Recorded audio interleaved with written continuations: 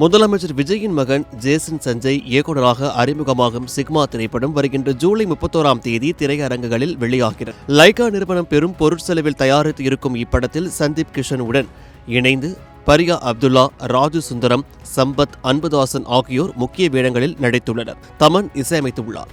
இந்நிலையில் சிக்மா படத்தின் முதல் சிங்கிள் ஜூன் 4ஆம் தேதி வெளியானது. சிக்மா ஸ்டைல் என பெயரிடப்பட்டுள்ள இந்த பாடலை தமன், ஸ்மைல் துப்பாக்கிஸ், MC ரூட் ஆகியோர் இணைந்து பாடியுள்ளனர். பாடலில் சர்ப்ரைஸ் என்ட்ரியாக ஜேசன் சஞ்சயம் இடம்பெற்றுள்ளார்.